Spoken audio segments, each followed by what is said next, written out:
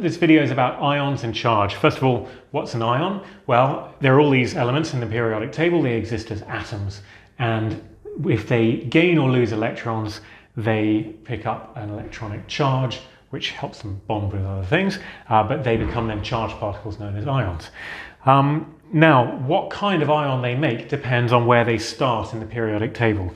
To become an ion, they're essentially gaining or losing electrons to have a complete outer shell. So if you're an element in group 7 here, you're going to gain 1 electron to become an 8, and then you've got a complete outer shell. So fluorine would become a fluoride ion. It's moved 1 to the right, so it's become 1 minus. Okay.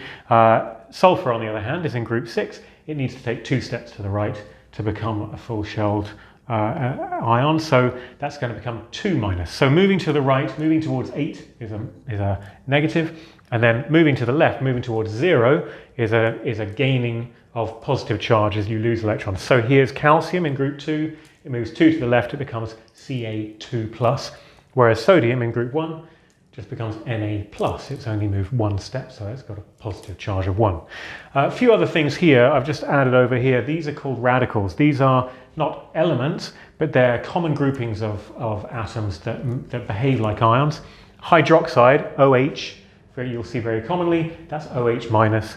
Likewise, nitrate, NO3 minus. Then you've got a couple of these here, carbonate and sulfate, which behave as if they're in group 6. They become 2 minus or SO4 2 minus, CO3 2 minus. Thanks for watching.